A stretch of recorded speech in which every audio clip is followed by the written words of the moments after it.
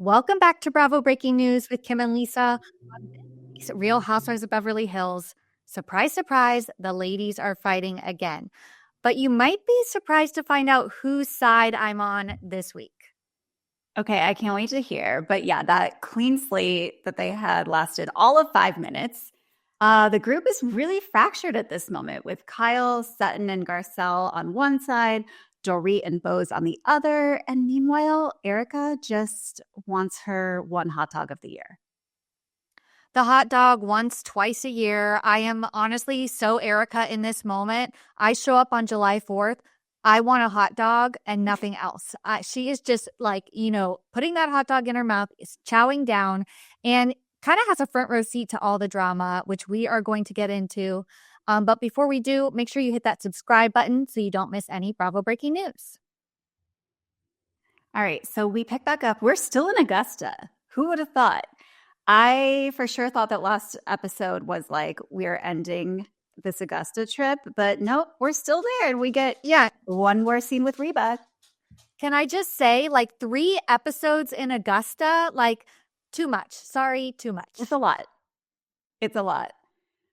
But I will say this moment was maybe worth it because we hear Garcelle and Kyle talking to Sutton about Sutton's talk with Reba. And meanwhile, Reba is just like at the door, just kind of listening in. I need to see the layout of the house because I was like, where is she? Can she actually hear what they're saying? And why wouldn't she say, hi, I'm here? Oh, she knew what she was doing. That lady, she has a snake inside of her. So she was creeping around. She wanted to hear what they were saying. But it was kind of sweet, I do think that Sutton and Reba made some progress on this trip. Sutton says, I love you. Reba actually says it back. Shocker. So I think that while I do not think we needed 3 episodes to go over every detail of Sutton's relationship with her mother, I do think this was probably healing and cathartic for her. I did like to see it. We said it last week. It kind of opened up a new side to Sutton and we kind of understand her a little bit more now. I don't know. Where are you at with Sutton after this trip?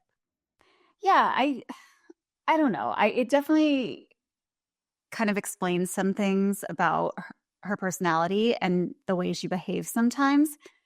But I have kind of this love-hate relationship with Sutton. Sometimes I really enjoy her and I think she's great. And other times I think she just flies off the handle so quickly. And we kind of saw that again at Dorit's party. So, which we will get into. But did you notice how after Reba said, I love you, it was like, all right, let's get out of here. Let's go before she ruins the moment and says something weird like, oh, your son is weird or something like that. I just thought that was so funny. They're like, okay, we got what we need to hear. Let's get out of here. I think that, Sutton, you have to lower your expectations when it comes to people like Reba. She got what she came here for. Let's go. Let's not expect anything more. Let's not, try to draw out the moment. Yeah. So I think that was right. I think that was the right thing to do. Wrap it up.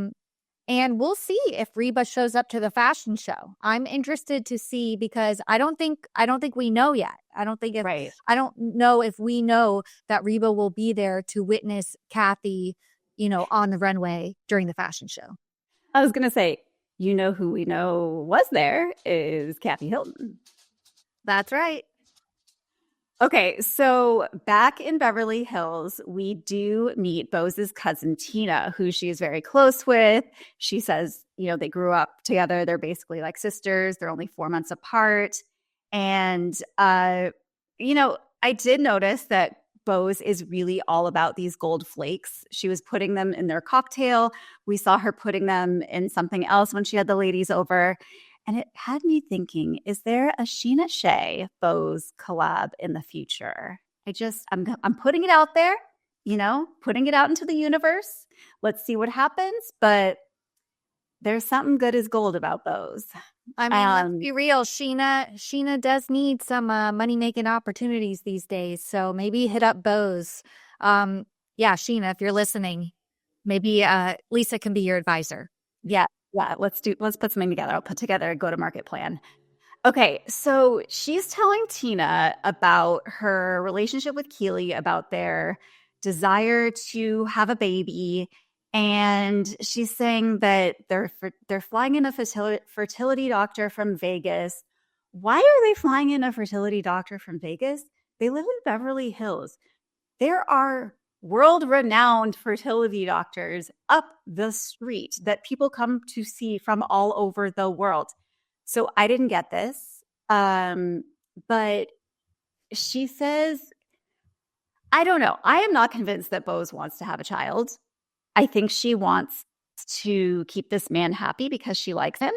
And she kind of mentioned to her cousin, like, sometimes I feel like both of us are on this ride and no one wants to say that the other one wants to get off because we don't want to hurt the other person's feelings.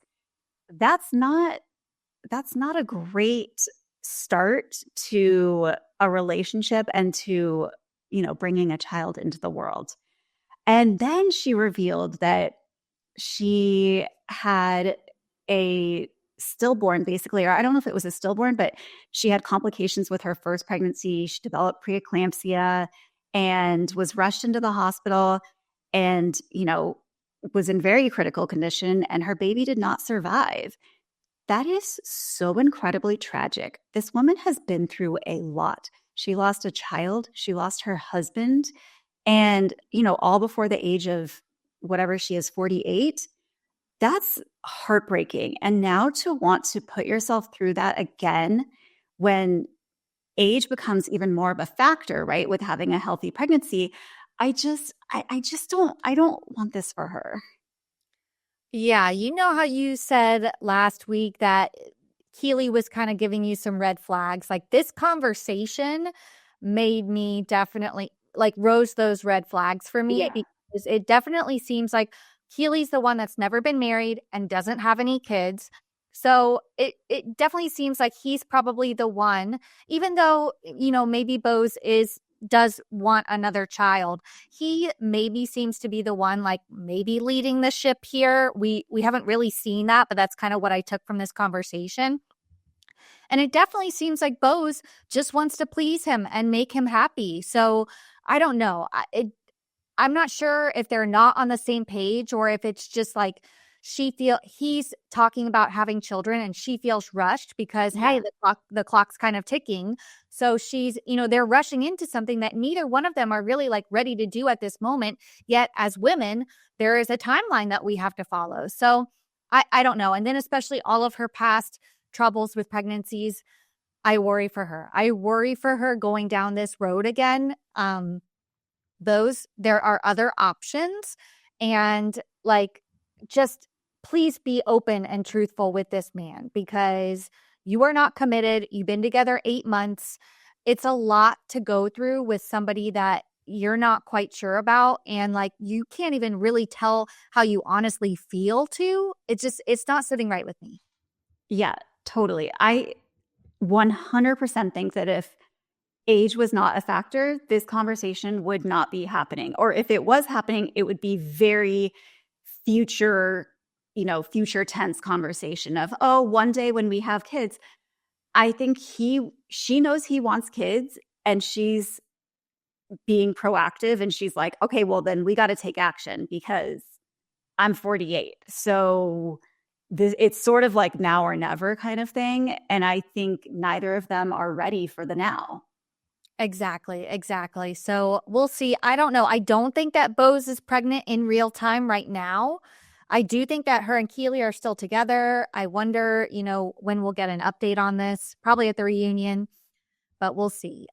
So let's jump over to the party of the episode, and that is Dorit's 4th of July party.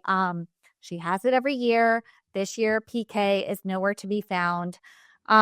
And Sutton, surprisingly, is the first to show up. And I have a lot of thoughts.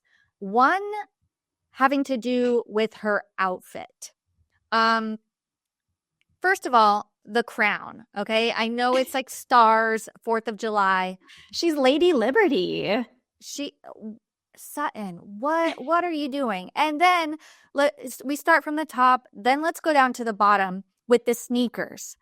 They pan over to those red studded sneakers, and I can't help but think of the Potomac moment when Karen shows up on their cash trip in sneakers and everybody else is wearing stilettos, and they're like, Karen, you're ready to walk around. It's like, Sutton, you're ready to walk around. Like, what is she wearing? First of all, there's so many other issues with this scene, but first of all, what are you wearing? I don't know. Those sneakers were definitely a choice. And we've not seen that Sutton is one to prioritize comfort over fashion. So I don't know. I I don't know. I can't imagine that she doesn't have any other red shoes in her closet. Like the woman's got a closet full of stuff. It was just an odd choice. And furthermore, we get to see it for 25 minutes because she has to sit in the living room by herself. She doesn't have to, she chooses to, right? Because there are other people at the party, but she walks in, she doesn't know anybody. Of course, we have the classic timer showing up on the screen. Do you think she was really sitting there for 25 minutes while Dorit was upstairs putting on her, body jewelry? I do. I do think that's exactly what happened. And I was just like, oh, no, no, Dorit, like, you can't do that. You cannot do that. This is your party, your event. Your husband's not here to be the greeter while you finish getting ready. Like, you got to get your ass downstairs, screw the body chain. It's not a good look. Wasn't Dorit the one that did leave Teddy waiting in the iconic moment that she's waiting? So I guess, this is a pattern for Dorit. But then Kyle walks in and she's also questioning this shrine of Dorit and PK that's like right as you walk in the door. And Dorit's like, oh, I haven't even had time to change anything. Like, girl, what? You are throwing a party. Your whole house is decorated to the nines with 4th of July themed decor. And you didn't think for 1 second to take away the wedding photos that people immediately see when they walk through the door. That was very strange. And honestly, I think even if they were together, that was still such a strange placement of that table and then use of that table. Like, it just was right when you walk in and there were no flowers or anything. It felt very out of place, just right in the middle of the room with, half a dozen framed photos. I don't know. I don't know what's happening, but when she said, I haven't had time to, think about it, I was like, yeah, okay, but like, take it away. But then later on, when she walked Kyle upstairs and we saw like the true state of the house, I did kind of think, okay, maybe she really isn't even thinking about this, because truly, like, she's got some stuff to deal with. I think it's safe to say that Dorit is unwell in more ways than we think. Yeah.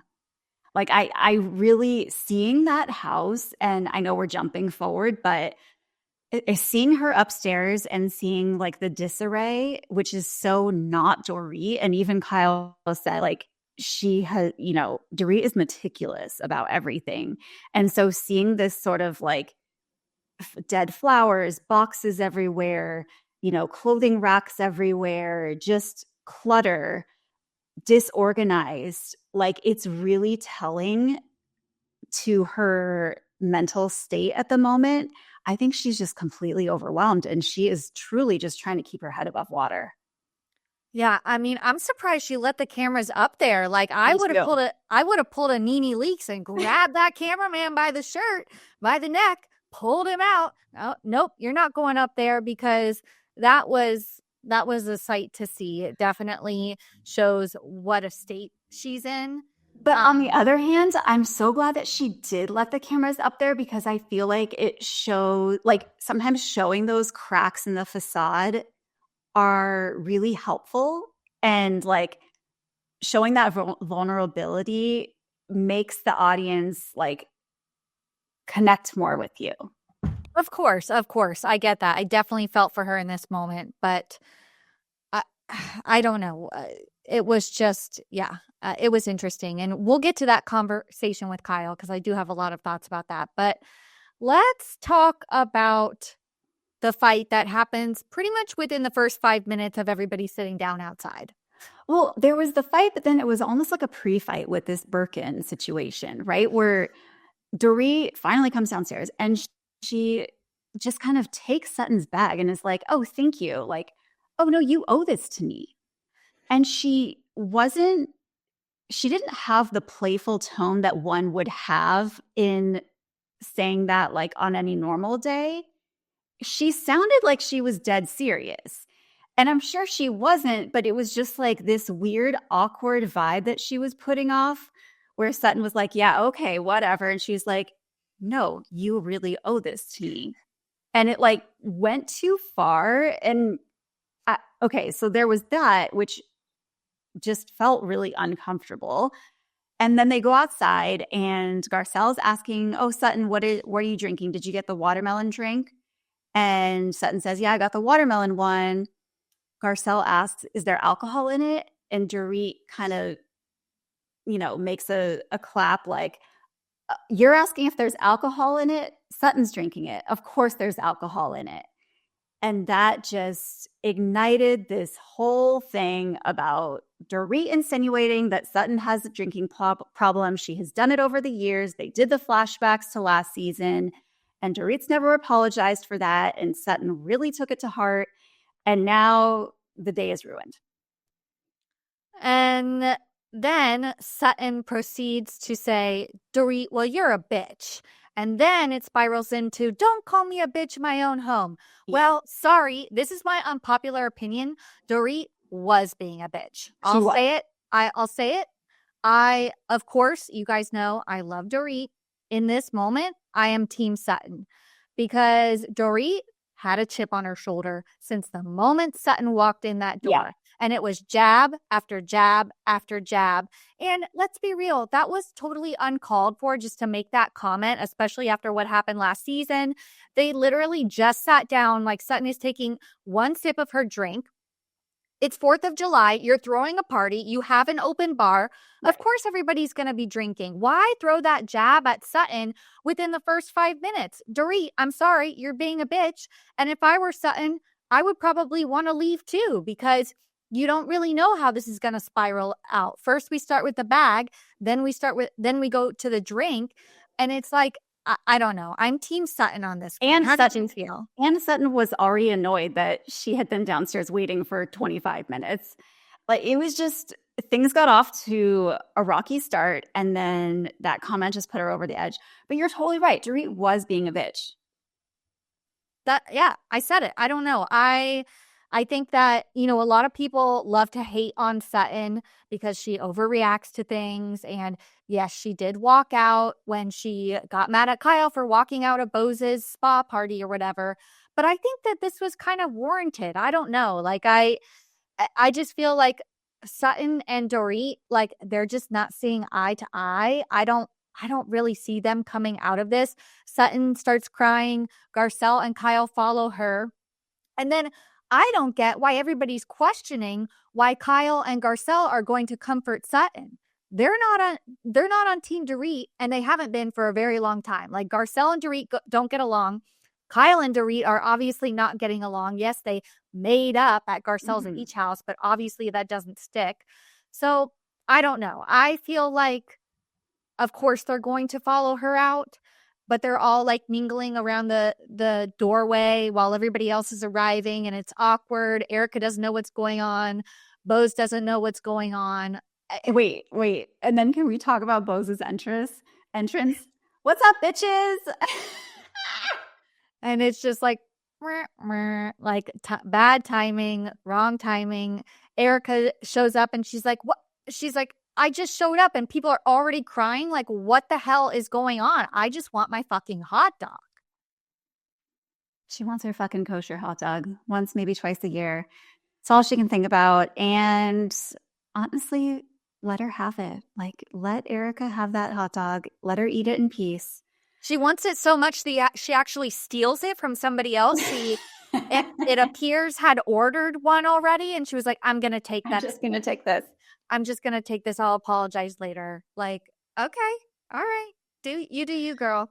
Oh, I loved it. All right. Then Kathy arrives, which is always like kind of a good, diffuser, diffuses the tension. But I do think it was kind of weird that they stayed so long in the foyer because either leave or come back in. Like I they kept saying, no, Sutton, don't go. Sutton, don't go. It's like, look, if she doesn't want to be there, then let her go.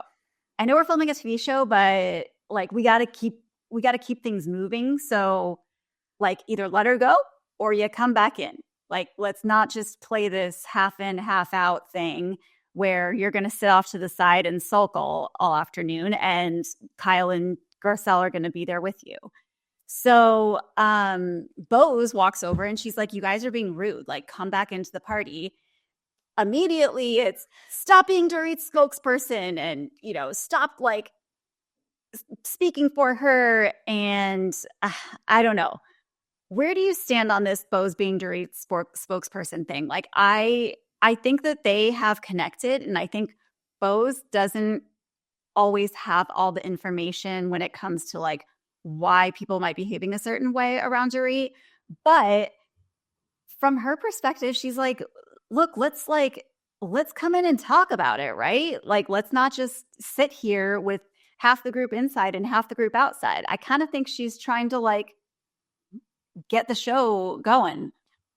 I think so too. And I think Erica called it. Was it in the confessional? Did she say this or did I see it on social media? Garcelle has been Sutton's spokesperson for a very long time. She defends her time after time after time, definitely chimes in to kind of, say her piece when people are coming after Sutton. Why can't Bose do it about Dorit? I don't know. I think there's a double standard there that I don't think is fair. And then like Sutton leaves, they come back to the couch. Bose and Garcelle keep going at it. And like, I feel like, when did Dorit call somebody a douche? First we have the cunt moment. Now she's gone over to douche and she's like, don't be a bitch. Don't be a vile human. Don't be a douche. She's saying this about Sutton, right? I think so. Yeah. I don't know, but I appreciated it because it's just not something you expect her to say. No, it's because she called her a bitch in her own home. I just think, I don't know. I do think Dorit in this moment is overreacting. And I'm sorry. I did. Yes, I loved her calling somebody a douche. Loved the cunt moment. I love her being unhinged, honestly. But you started it, Dorit. You started this, okay? So don't like be mad when somebody retaliates or reacts to what you did first. You know what I mean? Yeah, I mean, listen, I get it. I don't think at first Dorit was just like, do me a favor, don't call me that in my home. But then, yeah, it's like once you put something out there, you kind of have to stick to it. And she had to like keep doubling down. Well, she called me a bitch in my own home. You can't do that. And it tends to, like they're making molehills out of mountains. They're making molehills out of mountains for sure. I agree with Kathy.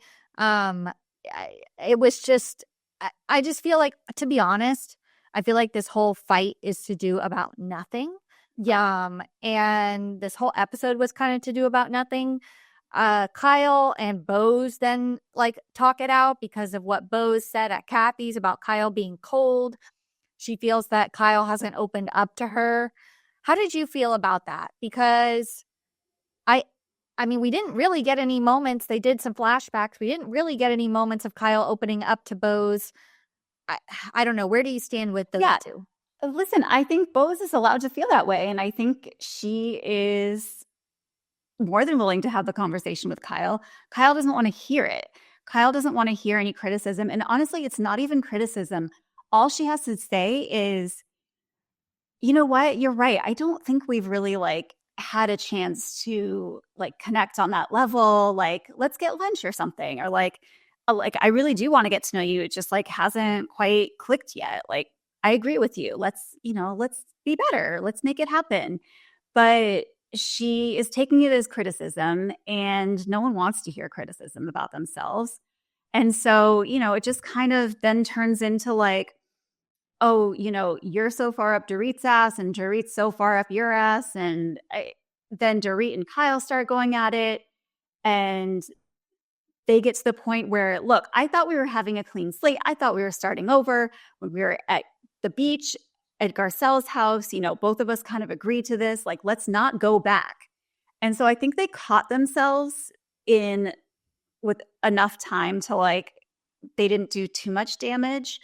But these two are just, I don't know, they're just not seeing eye to eye.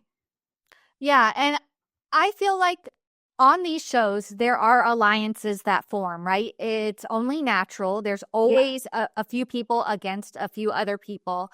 Why are they making such a big deal about it? Like, oh, Bose, you're so up Dorit's ass. Like, so what? They're friends and they're Yeah. bonding and they're not getting along with you and you're not getting along with them. So, like, why? I don't know. I just feel like they're making a mountain out of a molehill, just like Kathy said. And it kind of just bothered me that they made this such a big deal, but I am glad they caught themselves. And then Dorit and Kyle actually have a nice moment because for whatever reason, Dorit invites the cameraman upstairs to see her life in shambles, but they do talk about their separations. And to me, this is kind of what I've been waiting for all season. We did love at the beginning the Kyle versus Dorit of it all, but at the end of the day, they're going through such similar things. Like, why not lean on each other in this moment? And they finally do that. They talk about the separation, how honestly, if it were up to them, neither one of them would be going through this. It's definitely Mo and PK who are directing this whole thing. They don't think they're really going to be getting back together. They're both separated, but to be honest, the men are really taking advantage of this time and like, doing it up while the women are just kind of still trying to process it all and piece it all together. It was really, really tough to watch them kind of open up about this. And oh God. And then of course we get the dun dun dun. 1 week later, Mauricio is spotted with a new woman in Mykonos, which is really, really tough. I can't imagine what Kyle thought seeing that. Oh gosh, it's just, but wasn't he spotted with the Dancing with the Stars woman before this too? So it's not like it's a surprise that he's been like dating around. Yeah. Am I right? Yeah, I think it was just a surprise in that maybe she didn't know he was seeing someone seriously that like, would pick him up at the airport or something. I don't know. I think it's probably hard just even if they've been divorced for 5-10 years, it's probably still hard to see your ex, with someone new. I don't know. I wonder if Kyle truly said to Mo, listen, I want to get back together. I kind of feel like Mo would say yes. But maybe I'm wrong. Maybe now that he's had a taste of freedom, maybe not. Yeah, I feel like, there's obviously a reason that they decided to separate. I think it was Mauricio's doing. And I think I now thought it was more Kyle's doing. well, I don't know. It seems like in this conversation, she's sharing that she wouldn't be doing this if they were up to him. But then she also does question, well, do you want to get back together? She's like, no, I don't know. I feel like at this point, they're too far gone to the point where they're both living their own lives. Mauricio has his apartment, bought his furniture, is dating around. I don't know. I see a lot of like conversations about this on social media about whether people think they will get back together or not. And a lot of people do see hope, but I personally, I don't think it's going to happen. I don't think it's going to happen. Well, then when she said that if she brings up divorce, Mo says it's way too early to be thinking about that, to be talking about that. Like, let's not go there. So I don't know. I guess I'm one of the people still holding out hope. If you're separate, I don't know. Obviously, this has never happened to me, by personal experience, but if you're separated for 2 years is there ever a world where you get back together? That just seems so crazy, but maybe, you know, absence makes the heart grow fonder type of Kim, thing. there's people who are married, get divorced, and then get married again. Okay, all right, this is true. Well, let us know what you guys think in the comments. Do you think that Kyle and Mo will get back together? Do you think they're donezo? What do you think about Dorit and PK? I think Dorit and PK are absolutely Done. done. I think they're done. Yeah, They it don't seems have like the same amount of history that Kyle and Mo have.